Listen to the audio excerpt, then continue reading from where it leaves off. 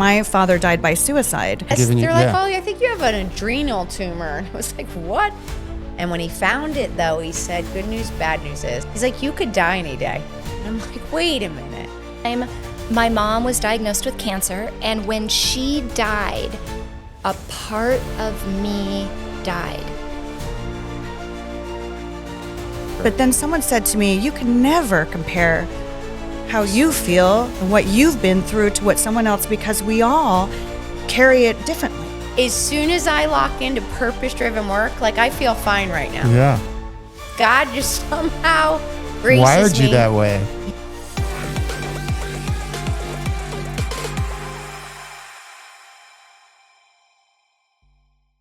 Welcome to Bending Over Backwards with James Adkins. I'm your host, Dr. James Adkins, where each week we take a deep dive into what it takes to break through barriers or change the game, whether that's in medicine, business, or life. Very cool. And one thing we were talking offline before we started today, obviously trauma and people dealing with pain and overcoming pain has been my life's passion. And I know that you're working on a documentary right now about that. So fascinating. You're going into prisons and you're tell us about that. That's fascinating. Thank you so much for asking about that. So the documentary short is called Blank Canvas, Reimagining Corrections. It started where I teamed up with my former co-anchor from the news, Brandon Lee, who has since left news, and he's now running what's called Art of Our Soul. It's trauma healing through art therapy and different modalities. And Brandon was brought in to build out an art therapy studio inside Perryville Prison, which is the women's prison. So Banner Health leaned into this, and they underwrote a series of stories that we were producing. Well, when we were inside the prison doing these stories, we realized, wow, this is deep. Because if you really sit down and talk to people about where their life takes a turn, right? And what happened? And just like that. Just like that. And I truly believe that most people are good people. Not all. I do too. But I think most people who come up against really difficult circumstances, and it's how we're able to navigate. So we profiled 2 women inside the prison. And one of them is a younger woman. She's 30, early 30s. She's in for 21 years for felony murder. So she was living a decent life. She said she had good parents. She actually had a scholarship to Juilliard. And then she had a sexual trauma that happened to her.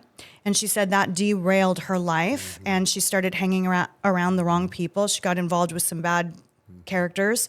And what happened was she was dating a guy or hanging around a guy. They went on a drug rip.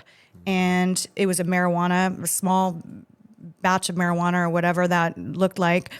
And the 2 guys involved, they shot at each other. They killed each other. Well, she was there, so she was charged with felony murder. That's 21 years that she ended up. She served half that sentence, and we profiled her in this documentary. Being in the wrong place at the wrong time. Yep. Could have been one moment in your life, wrong place, wrong time, and then now you're in prison for 2 decades of your life. That's and scary. she has 2 children. Oh wow! So three lives get damaged, not just one. Yes, and so we try to tear back to ask the audience. I mean, when I tell a story like this, I'm not here to try to convince anyone that I want you to feel sorry for anyone. I just want to say, as a society, do we want to have empathy? Do we want to have compassion? But beyond that, do we want to look for solutions? Because there is a lot of generational trauma. Sure is. And I think that we need to examine that. And if we have a society that says there is a certain degree that we want to be forgiving to one another as human beings to try to help each other heal, and if so, how do we lean into that? And from a practical standpoint, with regards to Perryville Prison, 93% of those women will be getting out. So even if you're someone that you're like, look, I don't really care about, that's not my jam, it's not interesting to me, but from a taxpayer perspective, from a safety perspective, good investment. Yeah. And generational trauma, you think about, I think I have a better understanding of that. Our pastor talks about that, generational trauma, and the Bible talks about that. It's real. It's real. I think about my grandparents that age, and I think about what trauma did I get from my grandparents? Well, they had the trauma of going through the war and the poverty. Yes. And so I left that, some of that got through to me. And even after I'd become wildly successful, I'm still worried about like the simple financial, like, wait a minute. Yes. Why am I concerned about this financial thing Right. when I'm way past that? That's right. But that was a generational trauma I got. Nothing compared to your dad's in prison or your mom's murdered, your mom's a prostitute, your parents are addicts. People, you don't get to choose your parents. Right. And trauma is trauma. It's real. Your brain and registers it real even after it's over. that's right. Yeah. Someone told me when I was younger, so my father passed away, and I don't speak about this publicly very often, but my father died by suicide. And for many, many years, I was sort of ashamed about that, and I just felt that I couldn't reconcile that in my brain. I didn't understand it. Well, I've since learned that there's nothing to be ashamed of there. Exactly. And when I was younger, I thought, I have a good life, and it's nothing compared to this, and this. Sure. But then someone said to me, you can never compare how you feel and what you've been through to what someone else, because we all carry it differently. So right? true. That is so true. We have a tendency to look at that, and maybe you were that way of like, how should I feel sorry for myself? Look how bad they have it. Yes, and I have a good that life. May not be healthy. Yeah. You may be, right? Yes. I always felt very blessed. I always felt like angels were carrying me along. And I know to some people that sounds a little woo-woo, but I Not to truly me. believe that. Yeah. And so I always felt like, I want to lean into that gratitude, and I always want to be thankful for my blessings. But as an adult now, and having done the sort of journalism that I do, I also realize it is okay to say, yeah, there has been some trauma in my life. Yeah. And I don't have to suppress that it's okay to talk about that, and then I don't have to be ashamed about it. So true. I had a physician on here a few days ago, and we were talking about the depression in medicine and physicians, and you would never talk about that. A male especially. 'Cause it seems You would like weakness. Yeah, a weakness. You would Yeah. never say, hey man, I went to a therapist. And guess what? I've been to counseling with my wife, and it's very healthy, and I'm glad I went. It made me a better human being. But I don't think in the past people would talk about that, especially men. Yeah. And admitting that trauma has shaped you, and it runs a movie in your mind. Yes. Even when you're right? Yes. When your conscious mind is not working, your subconscious is running that movie. And sometimes that trauma pops up in inopportune times. I think the fact that even just you doing this podcast and more people are leaning into this space, and my family is in the medical field as well. I'm on my dad's side. My grandfather's a heart doctor, and my family went to Northwestern and very Great school. successful. And Yeah. Are you from Chicago? Ann Arbor, Michigan. I was Okay. born. I Okay. grew up in Los Angeles, but Okay. yes. So but that level of intense, rigorous pressure. And even for me in the broadcast journalism field, there's a lot of perfectionism, and, you're on TV, and you have to be able to withstand criticism. And part of that I think is good, Yeah. but we don't have to be perfect all the time. And we can go through moments where, okay, I don't feel great, or I am trying I to have those every day. navigate, yeah. depends And on even the at hour your of the level day. of success, Yeah. like you don't have to be perfect all the time. And talk about somebody who had trauma. Yes. I mean, the trauma he went through is, we won't have to get into it, but horrendous, right? Beyond and what he's done and how he's turned that into a positive. And so, and my kids keep asking about reading it. There's a lot of expletives in his book, so I is. don't, Yeah, I don't want them reading it. Yeah. But it was very funny because when I was reading his book, I would drop them off at school, and I was like, mental mindset. Yeah. They're like, oh gosh, mom is on this crazy mental mindset thing, but I'm a big believer in that. Well, one day, I'm driving and I'm in line to drop them off, and I look down at my phone and I see he has pinged me or something, not direct message, but Sure. like he commented on a post. Okay. And I show my son and I'm like, hey, Goggins, David I'm one of your Goggins. posts. I'm one of your posts. That's yeah, I pretty think he cool. wrote stay hard or something. That's Yeah, one of his lines, like it's stay hard. yeah. So I showed him. So then ever since then, they've been like, wow, mom's like really Mom's kind of cool. yeah, she's Mom's cool. really like, but I think that mental mindset, I try It to, is so true. and there's so much pressure on the kids now to be, my kids go to very good schools. In Arizona, we're lucky. There is a lot of school choice. Yeah. And but you look at Goggins' background, and he has that scene in his book where he says, he had to look in the mirror. He was like 300 pounds. Yeah. He was, desperately depressed and Yeah. hated himself. Yeah. And he ended up having that moment in the book where he looked in the mirror and he's like, the only person that's going to be able to change this is you. Is you. Nobody's coming to save Yeah. you. Nobody's What coming does to he say? rescue you. No one's going to pour you a warm soapy bath and Yes. and save you. It's That so to true. me Yeah. helps people, because when we're out there, I just don't subscribe to victimhood. I know I'm not putting down anyone who's going through a tough time, but the sooner that we can get ourselves out of that victim true. and feeling sorry for ourselves and say, how do I take this and turn it into something powerful? That to me is transformative in life. Wow. That's passion coming from you. I can Yeah. tell you're living that. I too. believe it. Yeah, it's so true. And you do physical exercise is part of it, isn't it? Yeah. In order to callous your mind and make your mind stronger, you Yeah. do have to do something. Yes. What do you do? So mind, body, spirit, I'm a big believer in that. And maybe not every day. I mean, I love to exercise. I'd love to go to the gym and exercise 2 hours a day, 7 days a week, but You have a time family? time Life gets doesn't in the way. permit that. Yeah. So I try to, just like so many working moms out there, you try to navigate that. So what I've done is I try to look at how can I fulfill one of those things every day. So if it's not physical activity, I mean, I'm always on the move, so there's Sure. some physical activity there. Then I do my meditations every single morning without fail. So I set that sort of gratitude mindset. And I really do that every single day. I'm really careful about what I eat, because I think that really plays a part in how much Your energy Yeah, you can't win without energy. you have to have energy. And Yeah. that to me is also a winning part of business. You can feel when someone comes into a room, if they have down energy or if they have up energy, if they're authentic, Yeah. if they're not, you know what I mean? You can feel those Yeah, you things. can. So I really try to eat as healthy as possible. I'd love to say that we only eat fresh food and this. I mean, not all the time, Yeah. but we do 80%, I think, really Okay. good eating. And then I do love to exercise. And I also love community. I mean, you have an amazing start. I mean, you're 25, you're married, things are great. You got this perfect life. Boom, you have a cerebral accident. There's a Yes. stroke, and then share with our listeners a little bit about that story.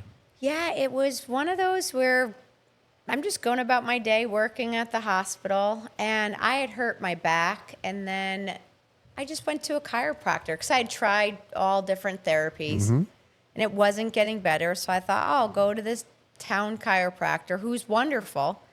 But I just happened to go, and when they manipulated my neck, they ripped the artery to my brain, and the vertebral artery was severed. Yeah. And so it developed a blood clot, but as I was bleeding in the brain, it occluded, obviously, the whole blood supply to the left side of the brain. And when it did that, that's when all of my symptoms hit. And I was at the hospital. And I came home, though, because I thought I didn't have paralysis, so I thought I had a sinus infection. Yeah. And then when I went to the hospital, they actually misdiagnosed it as a tumor because the imaging they saw, obviously, Yeah, you thought it was a tumor behind your ear. And Yes, giving you, they're like, yeah. oh, I think you have an adrenal tumor. And I was like, what? But working enough, obviously, in the hospital, I just said, which I share all the time, be an advocate for your own health. Everyone's doing the best they could, but not everyone's always right. Yeah. And sure enough, when I found my own private neurologist, he said, Dar, did you get in a car accident or do something to your neck? And I said, Doc, I may have something going on with my brain, but I know I didn't get in a car accident. I said, but I remembered that. yeah, I said, but I did go to a chiropractor, and he goes, I think they tore your artery. And so that's what it was. And when he found it, though, he said, good news, bad news is we're not going in to touch this. And right now, it's just going to be touch or go because we need to get scar tissue to kind of come around that area. And, you know, when you're told at 25, and again, this is a long time ago, but you only have the tools you have. And he's like, you could die any day. And I'm like, wait a minute. This is what my patients go through. And as a 25-year-old from an Italian family, I was told I could die any day and that I couldn't have kids. And we had just bought the book, What to Expect When You're Expecting. And again, this goes to the expectations of, I'm like, no, this is where my career's going. We're going to have a family. He was really great in sports. I was good. He was great. I'm like, we're going to have athletes. Like everything like, this plan is not going as I thought. And that's what mentally really hurt, was the expectations of, well, then how does life go? And that's that moment for me where, thankfully, I have some gumption in me where I just was, A lot. if I could die any day, I was like, well, then I want to go fix healthcare. It was just so ridiculous. Small goal. Yeah. And there was a big position open at the hospital to run a large hospital. Wow. And I applied for it. And the woman, she was the CEO of the hospital. I love her to this day. I went in for the interview and she says to me, Dar, you're not getting this job. I was like, oh, I'm not? She goes, no, you're not even interviewing for it. You're not qualified. But I wanted to meet you and I wanted to see why you want to do this and help you. And she convinced me to go back to school for business. And then at Okay. 28, I was running a healthcare company. Wow. So at that time, you were a board certified occupational therapist, but you were getting into management. Yes, I went back to school for business, healthcare administration, Okay. then came out and was running healthcare company, staffing, rehab. That is a hard job. It is so hard. That's what I've been doing for the last 2.5 decades. It's so hard. It's Leading so hard. physicians, leading therapists, getting a healthcare team where people work in silos, Yes. and everyone's sure that their assessment is right. You know, when there's no, and you had some mistakes, right? There were some misdiagnoses involved along the way with you. You went to the hospital multiple times, Right. correct? And Right. was sinusitis, or is it a acoustic neuroma? Right. Is it a vertebral artery dissection? What is it, right? Right. And then you had to go hire your own private neurologist who heard your history and. Right away. But he also gave you some other incorrect advice, right? Well, then, so he sent me to the high-risk group at Yale, which helps you obviously decide whether you could have a family or not. And that's terrible. 2 doctors, the medical director of Yale, and then another doctor, and they were fighting in the room because one of them, very ethnic gentleman, kept saying, you can't take away this right from her, and they're fighting. And he's saying, I am the gosh darn medical director of Yale here. You're hearing this. They're in the room they're with fighting you in the room. over your future. Yes. Because And you have a family. Yes. You want to have a baby. Yes. And he's going, listen, we medically cannot advise her to do this. She could die. And if she dies, the baby will live, but she'll die. And then they turned to me with my husband at the time standing next to me. And he said, Dar, I know this is hard and I have children, but I cannot advise you to do this because you legitimately could die when you get pregnant. goodness. It'll push the clot. Do you want to risk having a child with no mother? And I just looked, and then I'm looking at my ex-husband or my husband at the time, and then he's terrible. looking at me like, is our whole world changing right now? And as a woman, you just feel so Inadequate. yes, all of that. So what did I do? I threw myself into work. I was like, well, let's go. I'm going to go change the world. I'm going to make things better for us. You are. And I have. And you are. Yeah. You gave me some good stuff. And I've helped thousands of people now. So the reframe I write about in the chapter, when I was writing about reframing setbacks, that's when I heard the news, which was, again, a misdiagnosis way back then. I go think I'm having a 4th stroke while I'm writing reframing setbacks in the book. And I'm staggering and all these things again. And I find a new neurologist. And thankfully, it was not a stroke. And he said, Dar, did you tell me you thought you could have children? And I said, no. Change your wording. It wasn't thought, I was told. And he goes, I am so sorry, but you should have been able to be having children all this time. And I've even stayed single all this time because I didn't want to, people that I would have, since my divorce, spent my life with, I didn't want to hold up them for having, a family. That's a burden, and you didn't take it as a victim. No. I love it. you're so strong, and the tools you've developed. I mean, It's the tools. wow. And I say all this for everyone listening because at 25, I did not have these tools that I have now. And I've been doing the work just like I'd advise someone. I've been taking my own medicine. Yeah. And even now, I have health things that, though literally an hour ago, something that was bothering me, but thankfully, for whatever reason, as soon as I lock into purpose-driven work, like I feel fine right now. Yeah. But everything's fine. So God just somehow graces Wired you me. that way. Yes, I just got to stay in flow. Well, like it was your mother who would say yes. that as long as I have a minute here, I have a God's- purpose. I have a purpose. Yeah, and that's where I learned the resilience. Yeah. My mother just kept getting up 10 heart surgeries. At 40, she had a triple. And she had strokes too. She had stroke. She had open triple bypass, open heart surgery at 40. Yeah.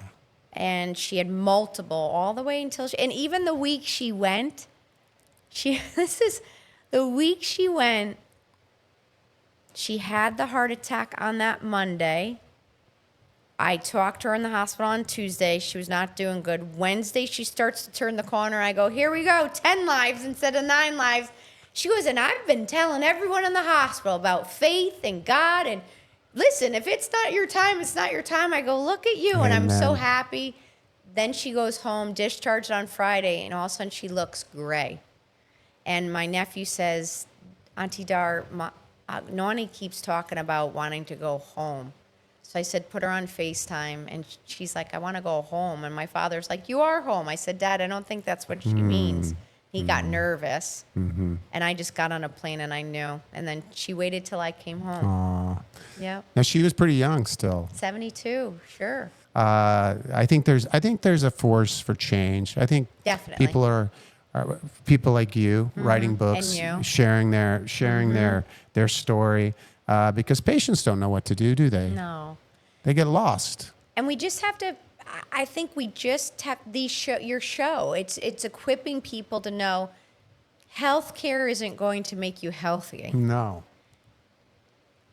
Self-care is actually going to help you be healthy. And through all of those choices, nutrition, true. movement, all of it, meditation, prayer, every part of that is actually what's going to help you become healthy, not just waiting for healthcare. Leaning into it. It really is. And speaking but everyone has the chance and everyone should live not to get up for self. Take care of yourself, but it's because we have to all get up. And if we all lived and said, how can I use my gift to add value to this world? If everyone vibrated on that level with that mental frequency, our world would not be so selfish. Be so much kinder and gentler, wouldn't it? We would be more innovative.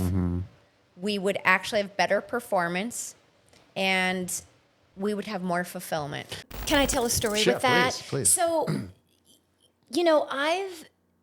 I fell victim. The nuts and bolts of it is I was treating people with adrenal fatigue, seeing this connection, writing a book, and suffering adrenal fatigue myself.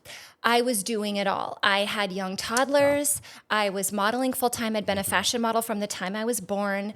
And in that world, which we can definitely dive into, is very different. You are what other people want you to be. You never show up as your authentic self, ever. Yeah. You show up and you do what they say. And so I was doing that. I had gone through medical school. I had a baby my 4th year in medical school because why not? I mean, I can. Give yourself right? a little more stress. Why not? That's what anyone else would do. And then I opened practice. I had another baby. And during this time, my mom was diagnosed with cancer. She was my office manager. She was building the practice with me. We showed up every day. We did all the marketing. We built the practice. We built the website. We built everything to a very successful practice. She was there with me every day. And fast forward, I wrote the book. I started really doubling down on my career, but I would go home and I'd make dinner and I'd take care of the kids. And I'm not knocking my husband. My husband was a stay-at-home dad. He was amazing. But I took it upon myself to think that was my responsibility. And I was burning the candle at both ends. And when my mom started to decline from cancer, I powered through, which is what we do. I powered through. I put on the brave face. I helped everybody else. I helped her friends cope. I helped my other family members cope. I didn't grieve per se. And when she passed, I was booked out 2 months on my schedule. I didn't even drop a day. I said, oh, I'll just power through. Grieve later. And at that point, all these other grief moments in my life that I never dealt with, the sudden death of my dad when I was 24, the death of a grandparent of mine or a family member that was like a grandparent that was so incredibly close to me and very much a role model, had passed. I watched her decline, and I powered through those too. I never grieved. And when she died, a part of me died because, number one, she was part of my practice. So who was my practice without her? Mm-hmm. She was the grandparent to my kids. I'm an only child. I didn't have a dad, didn't have a mom. Who was I as a woman? Who was I supposed to go to now, right? And I was supposed to put on a brave face. I was supposed to be the one that healed people, that knew. And I found myself not enjoying life. I found myself not wanting to get up in the morning, not wanting to go to work. So you recognized that. You're trained. You knew you were depressed. No. You didn't. There's the kicker. It took a while. And people kept saying, gosh, Tricia, are you okay? Mm-hmm. I'm fine. Mm-hmm. I'm good. I'm fine. You look really thin right now. Like, you look really sad. Are you okay? I'm great. And I think there was a moment, and I don't really remember what made that moment, but I woke up and I said, okay, this isn't good. I'm going to go down or I'm going to go back up. How am I going to do that? And I started to really dive into energy work. I started to have real honest conversations with myself about who I was and who I wanted to be and the impact I wanted on this world. I decided not to let the loneliness get me down. I thought, okay, I'm alone here, but am I? And I had to start asking myself those questions. And so I asked myself, what did I do when I was a kid that I just loved, that brought me a ton of joy? And that was dance. Play. So I walked into a hip hop dance class, all 14, 15-year-olds, and me at 40, and an advanced class, and I took it. And I felt like an idiot. But at the same time, I had incredible joy. I was like, wow, that was fun. I'm going to come back. I'm going to do that again. And I started going every single week, and I had a young teacher that was going through something hard at the same time. And she was so inspiring. She's like, good for you. Like, if you only get an 8 count, so what? And I think there was something, and I know they show this in the literature. Dance has an impact on your brain like no other sport. My throat chakra gets me when I talk about it. I always say movement's good medicine, but dance especially does something to your cerebellum or something to the Well, it accesses different parts of your brain, right? So if you think about it, you have to learn the routine. Mm-hmm. You have to process the routine. Mm-hmm. You have to physically do the routine. Got to balance. Okay. Yeah. You have to look at yourself in the mirror while you do it, right? And you have other people around you, so you have to give that up. You have to let go. You can't judge yourself against others in that moment. You have to feel the music and the musicality of the movement on many different levels, emotional level, physical level. And so your brain is working in so many different ways that the one thing it cannot do is worry. It can't worry about what's going to happen tomorrow. And get your move on. It's not happening. You can't. Can't be self preoccupied and get your move on. This doesn't work. You're right. Yeah, and to get technical about it, that means I'm not in a sympathetic nervous response. I'm not in a fight or flight in that moment. I'm in a calm and connected state, in a parasympathetic state. And when you're in a parasympathetic state, you feel joy. Yeah. You feel relaxed. You feel confident. Yeah. You feel like you could do it. So it started to build my confidence, and it started to teach me that I could turn off that sympathetic fight or flight, which runs off fear. It runs off fear and judgment and anger, which run at such low frequencies in our life. And when we run in that frequency, we spread that to everybody else. So I would come out of dance class and I'd come home and my kids were like, wow, Mom, you're in a really good mood. Was Get your dance groove class on. fun? And I was like, yeah. And so now, fast forward 9 some years, I dance 6 hours a week. And I love it. And it's changed my life. And I think the lesson in that Wow. is I had to make One that activity. choice. One activity. Wow. Well, I mean, it expands. Once you start to reconnect your mind, your soul, and your body, and you start to really love yourself again and show up authentically as yourself, everything else starts to make sense. I mean, I'd spent years gluten-free, dairy-free, eating great, but I wasn't taking care of my mind. I wasn't taking care of Interesting. my environment in that respect. I was piling everything on instead of really saying, Tricia, what's good for you? How are you going to take care of you? So the takeaway on that, it was something you regularly did. You're moving. You had to be disciplined to be there. You had to let go when you got there, and you had to move. And you built on that and kind of stacked on that these other things in life to get yourself back. Yeah, I mean, I let go. That's the lesson. We have to let go. We have to stop doing all this. I mean, To grow, you got to let it go. One of my mentors used to say that. You got to let it go to grow. That's hard to do. Well, we don't like being uncomfortable. Yeah. Right? Nobody likes being uncomfortable, but you can't grow if you're not uncomfortable. Yeah. So what we're doing now, what I'm seeing in society is someone says something or does something, it doesn't even matter what it is, and we feel uncomfortable. So we either get angry or we retreat. And that's where you get health decline, right? Because it's not serving you in any way. Yeah. We need to be uncomfortable a little bit to be joyful. And I think a lot of us, especially women, I can speak to, we just for some reason think we're obligated to do everything. As an entrepreneur and as a businesswoman, obviously I'm perfectly capable of running a company. I mean, I can be kick-ass. I can do anything I want. But at what cost if I'm not putting balance in my life and other places and asking for help? My husband's perfectly capable of cooking dinner. Sure. Right? He's brilliant. He comes home from work and sits down on the couch, turns on the news, and chills out. And I'm like, men are good at that. And yet I come home and start scrubbing the counter. I'm like, why do I feel like I need to do that? I don't, right? So I think we let so much impact us, and that creates so much worry. And I'm seeing the health of our country go down because of that.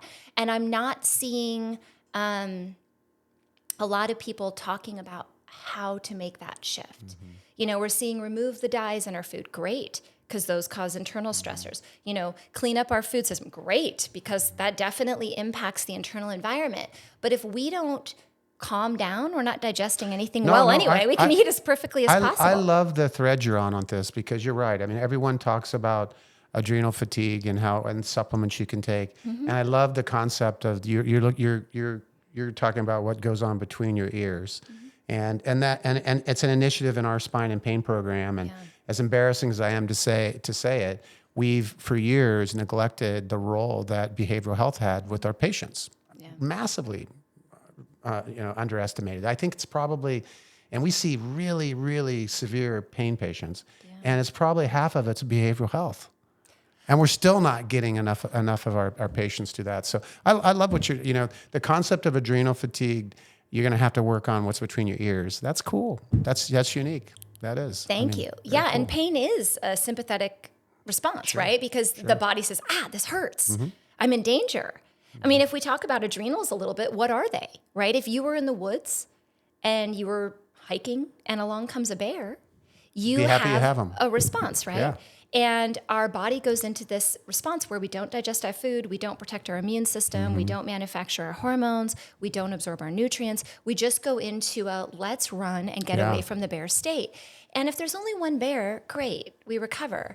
But in our society, there isn't just one bear. Every time that cell phone goes off, the best experiment is leave your cell phone at home and go to the grocery store. And how many times do you check your pocket or go, especially if you're a mom with children. It's even worse, Because our body now is anticipating a stressor. And that's where I see the problem is. It's not necessarily the stress that comes at us. We're built to manage that. We're built to manage grief. We're built to manage trauma. Unfortunately, we have those protective mechanisms.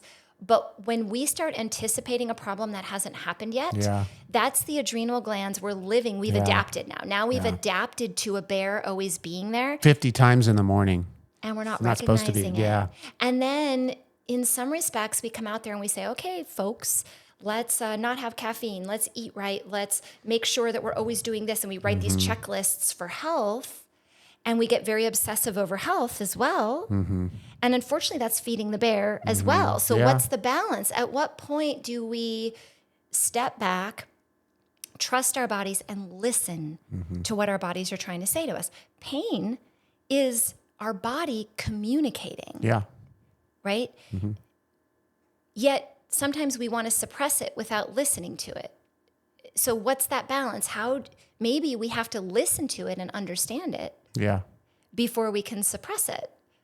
We don't know what the solution is until we can figure out where it's coming from. I mean, it's pretty obvious if I fall in hip hop and I bruise my knee and I have pain, I'm like, oh, well, there's a bruise on my knee. But when Yeah. you don't know where it's coming from, Sure. that's really stressful. And as you're trained, nociceptive pain completely different than the chronic pain patients we're dealing with. We're not seeing people who have an owie very often. No, It's usually often. long gone. Right. But it's still very real in the brain, just like you're saying that scary moment in the morning when you're thinking about, is it your boss or is it a bear and that's going to chase you when you leave your house? I mean, it still has the same effect on your immune system, same effect on your nervous system, right? Your nervous system doesn't know, just it's going to get bad, and it's real, even if it's never going to happen. I mean, I wish I live in that. It's a constant battle, fighting. You're an ambitious entrepreneur, a mother, a wife. It's a balance, and being able to keep your foot on the gas to accomplish your dreams, and then yet not burn out or forget something. Yeah, and important. I think there's also a measure of what we, as an entrepreneur even, or as a businesswoman, what is success, right? To me, my definition of success has changed drastically over the years. It used to be, I want to make a ton of money. I want to make sure I have a big business. I want to have multiple employees. I want to look like I run everything, right? And now success for me is waking up in the morning and walking downstairs Being grateful alive. Yeah. I mean, my dad woke up, walked downstairs, opened the fridge to get breakfast, and fell to the floor with a stroke. That was it. He was 59 years old, and it hit his thalamus. So he didn't die. His heart was still beating. He was still breathing, but he couldn't communicate. So he was in a coma, and he was in a coma for 3 months. And as his daughter, his wife, and I had to make a decision. Do we keep him alive or not? Wow. He didn't know that he was going to wake up that day and that was the end. The day before, how did he spend it? And I look at that from such a different perspective now, and then losing my mom, who I watched decline over a year, to go from a very vibrant, Yeah. beautiful. She modeled her entire life. She was a Jansen Smile girl in the 60s. If you remember who they were, and they were very kind of like the Victoria's Secret models of the 60s. Okay. Did you say was- Dance and Smile Girl? It was a Jansen. Oh, the Jansen. swimwear. Oh, okay. So they were like this. They showed that she don't. was like one of the first women to show her belly button Okay. on Oh, okay. Okay. film. It was Okay. a strange fact, but lived this amazing life where she was always living by other people's expectations. I'm sure that had an impact on her immune system. I'm sure that had an impact on her cancer. But when, to see someone go quickly and never be able to say to him, Dad, I love you, or what questions did I not ask him because you think you have tomorrow? And then to watch her suffer, and trying to stay optimistic, they taught me very different lessons that success to me is not about getting everything I want in life. It's about being present in life So true. and getting the most out of every moment I have, because the bottom line is I don't know when my last day is, and I can't worry about it because that's not going to Doesn't serve me help. well. So Yeah. what legacy am I going to leave today? And I think a lot of women can relate to that, because we do what we do because we're trying to create some sort of legacy for our kids, or we're trying to create some sort of impact on the world. And ambitious people in general want to create an impact on the world. So what impact you're going to create today? It's great to have goals, but at what cost? If Yeah, if there's a today was your trade-off, last isn't there? day, what'd you do? Yeah. I have hypermobile Ehlers-Danlos syndrome. And because I have hypermobile Ehlers-Danlos syndrome, it tends to attract other problems. So I have asthma. I ended up getting asthma when I was 2. I have POTS, posterior orthostatic tachycardia syndrome. I have Meniere's disease. I have autoimmune problems. I have so many problems. I Sure. can keep going down the list. But with the hypermobile Ehlers-Danlos syndrome and the way it affects me is my joints have pain all the time. Yeah. And so you come into practice, and you're at that point, you're in a wheelchair, Yeah. and you're 26, and you are dependent on fentanyl at that point. Yes. And there's side effects to that, like you were Oh, a saying. lot. And so walk us through some of the what were the hard points when you were dependent on fentanyl, and the side effects that you feel maybe people need to be aware of, et cetera. So when I got to the point of needing fentanyl, I had gone through a lot of medications. And I'm allergic to NSAIDs. So I'm really limited on my choices of medication. And And all medications have side effects. Anti-inflammatories have really bad side effects. Yeah. Tylenol, side effects. yeah. We know that. And I had tried on the East Coast, I had tried a Butrans patch. And for, I think it was 3 or 5 days, it would work wonderfully. And then I broke out in dermatitis and a huge rash that covered half my body. And So another blow. You get a Yeah. medicine you think is going to help you. that was the last medication. It was like my last chance almost. And I How just, depressing was that? I mean, to get that relief, and then you get it and then you get a was- rash, and you can't use it anymore because it's a topical. It's a topical. It was like patch. the carrot dangling before you, you know? And it constantly felt like that because, like, a medicine would work and then I would have a horrible symptom and it would, like, get taken away from Taken me. away from you. Or we would have to try something else. And I was just getting so hopeless because at that point in my life, I was sleeping all day long in my bed. And I had a dog that I really loved, and I just really wanted to just be with him and like play with him and take him on walks. I couldn't even walk my dog. And it was just really hard for me. And like I kept explaining to, you know, my doctor, like, I just want to take my dog for a walk or just throw a ball, you know? And I couldn't. I was just laying in bed and crying all the time. And they're like, well, the only thing left to try, because I had already tried morphine. Sure. And like morphine doesn't work on me. They're like, the only thing left to try is fentanyl. And I had already said no to it before. Scared of it. Yeah, scared, terrified of it. Because where I lived, like you can see the effects from people, you know? Yeah. The illicit use. Yep. Yeah. And so I was like, you know what? Let's just do it because I had, like, after the Butrans patch failed, I had broken down and I had taken a kitchen knife and tried to cut myself deep enough that I would bleed out. My dog had sat on me to try and stop me. Oh, So that's what. that's how bad it got. Yeah. You were finished. You're Yeah. gonna take your own life. Because, like, it's not a life to live if you're just sleeping through it, you know? You can't hang out with friends. And you're a young can't- lady. Yeah. You're still young. Yeah. So you're going through this moment. Mm-hmm. You try to take your own life because Yes. you're at the end of your rope. You were back east still then at that Yes, time. yeah. And your dog saved you. Yeah, he What a did. beautiful thing. He did. I loved him so much. And what was the next point? What was the next moment for you? How did you get out of that scenario? When I was on the fentanyl, they put me on the fentanyl and it worked.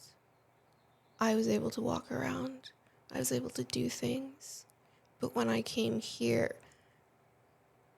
because I was like, I want to be able to be in like a beautiful place. Yeah. Because it's just dark and gloomy in New Hampshire. You know, it's New England. On top of the feelings of depression, it's Yeah, just dark. it It was- is just yeah. dark. That's how people describe it. So when I moved to Arizona, I knew I wouldn't be able to get the fentanyl, you know, and I would have to find a new doctor. And I was hoping that I would have enough fentanyl to find a new doctor. My doctor did not give me enough. You were hoping you wouldn't run out of your medicine Yeah. before you could find another pain I practice and went take through care of it. withdrawals. Oh. Really bad. Really bad. And that's what patients dependent on pain medicines are terrified of. Oh, it's, yeah. How I've seen patients go through it. Share that with me. How does that feel? You're shaking. You're sometimes throwing up. It's Bowel changes. Yep. Cold sweats. And it's the worst thing ever. Like, you're shaking and you're sweating, but you're freezing.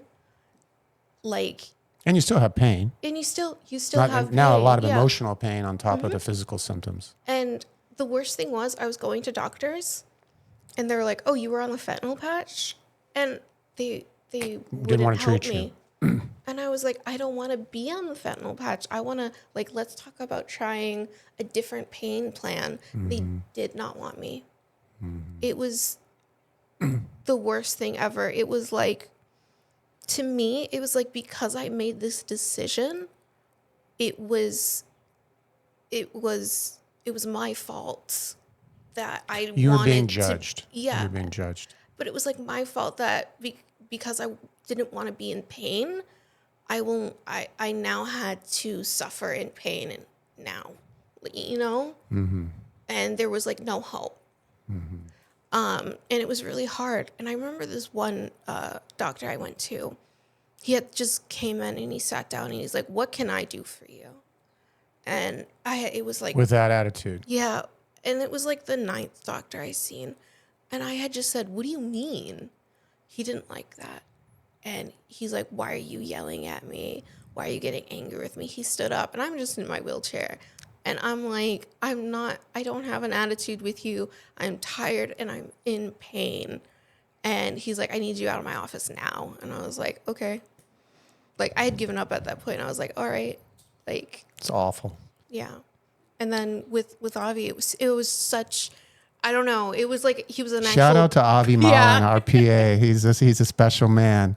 Yeah, he was thank you. great. It was like talking to an actual person again. Like, he really cared for his patients. He does. And it was such a relief to just sit down and just talk and feel heard. So it was really wonderful. And he was like, "Well, we can give you this Suboxone, but we can also do this. We can do this and this." And I was like, oh my goodness, that sounds wonderful. You were finally in a multidisciplinary Yeah. pain program where we provide injections and minimally invasive surgery and Yeah. therapy recommendations, and we're not afraid to prescribe medication. There was options for Yeah. me. It wasn't just one thing. And I didn't realize that I was so tired of just given one option. Yeah. And patients with complex pain need a multi-specialty or what we call a multidisciplinary pain program because it's multifactorial. The reason you're having symptoms and the way to treat it involves oftentimes many different interventions, right? Yeah. So share with us about some of the interventions you had. I didn't read your records because I wanted to ask you, but share with us some of the interventions that we did with you. So I have gotten steroid injections. I got them in my hips and my SI joints, and then in my right shoulder. I could not walk. Because you were in a wheelchair. Yeah, I was in a wheelchair. Yeah. And I hear you're ready to dance now. So I know Yes. you've come a long way. But Yeah. so you had some injections and we changed your medicine, right? Yes. So we put you on a medicine called Suboxone, Suboxone, buprenorphine. And tell us about that experience and how a little bit. So I wake up in the morning and I take Suboxone, and that stops like any aches that I have from the night before, and that'll continue for like 8 hours. And with the shots that I have, I just feel really nice. And then I'll do some stretches and stuff. And I'm able to do some Pilates. Some exercise. Yeah. You're And it feels great. And Avi has recommended me to some therapists, like physical therapists. yeah. Yeah, and it's really nice. So that's our program. Yeah. We take patients that are used that need medicine, Mm-hmm. and we're able to, especially patients that are dependent on opioids or fentanyl Yeah. dependent, and we can put them on Suboxone, give them a home exercise program, talk to them about human nutrition, and then put them with a behavioral health therapist. And that program is one that has been determined scientifically to be highly successful. Yes. And as soon as you start taking that medicine, you have a 50% chance less of dying from an overdose, Yeah. which is nice, right? Yeah, because with the fentanyl, I had to carry around the Naloxone. Yes, in case I OD'd.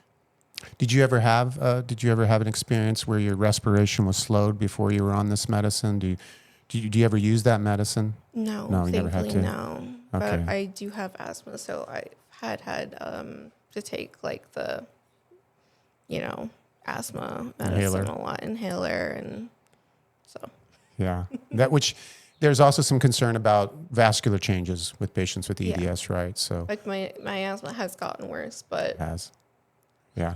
So share with take me, I see the smile on your face and it's exciting. So you roll in a wheelchair, you have a real conversation with Avi. He's a very experienced pain practitioner, and you guys you connect and you start taking this medicine, you get some injections. Tell me how life has started to change. I can go out now. Like I wasn't. You got a beautiful smile. I like seeing that Thank smile. you. I was constantly laying in bed throughout the day. I wasn't able to. I do art, and to do art, you gotta sit there or stand for hours long, and I wasn't able to do that. So I had a lot of unfinished projects. You're able to get after them.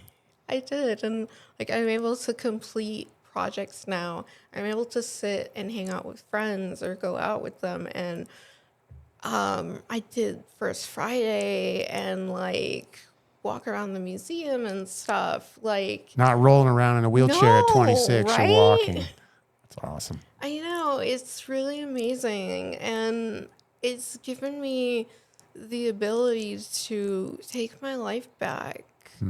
And I didn't have that before. My life was on pause because of this. And a lot of doctors are like, you have to overcome your disability. Where Avi was like, well, you have your disability, but let's kind of work around it or work with it. And I was like, oh, this is like a new perspective. He didn't say like power through it or something. He was very much like, no, let's acknowledge it, but let's try and find a way to work with it and stuff. And I was like, I like that. Absolutely. yeah. So what are your plans? Because things have changed. So you're back to your art, obviously. I mean, is there a career path, a dream now that you're reaching back out for again? You're thinking about, you're dreaming about? I ended up stopped playing violin at 21 because I don't know if Abby told you, I have like you can see the injection. Yeah, I can see. Like, I can. We did not just we just discussed you superficially, but I have a rotator cuff. rotator cuff problem. Are you right hand dominant? Yes. So that's with the bow. Okay. So that's why I stopped. But I'm really excited to get back into Into it. because you're artsy. You're a I- musician. yeah. You're artsy. Very So, cool. and I'm thinking of picking up some painting classes in the community college in Mesa. Okay. Yeah, because I've never done oil painting before because you have to stay with the paint because it's a lot of fire retardant chemicals and stuff. So it can catch on fire and stuff. And I would really love to like get into oil painting. Okay. Yeah. Okay. So. So I'm gonna hop skitch over here to other people. Because I know one of your primary motivations for coming today was you want to help other people. I do. You want to share with other human beings that are going through. Maybe that everyone doesn't have the complicated diagnosis of EDS that you have, but many patients, as you know, in the United States, there are millions and millions and millions, estimates 20, 30, 40 million people that are dependent on pain medicine to get through the day. And not all of them are taking the safer medicine you're taking. I mean, we read about the number of overdoses in this country. Anywhere between 60 to 80,000 Americans overdose from opioids in this country every year. And the medicine you're on prevents that, but it also gives you pain relief. It's a beautiful thing. But what advice, we see patients that have had herniated discs and spinal stenosis and have had multiple spine surgeries or horrific car accidents, and they're oftentimes at a loss. They don't know what to do. They're depressed. They feel like their life is over.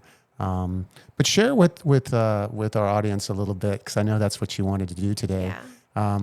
Some words of advice from someone who's been through it. You've been through it. You've been through the lowest part of it, and you're coming out on the other side.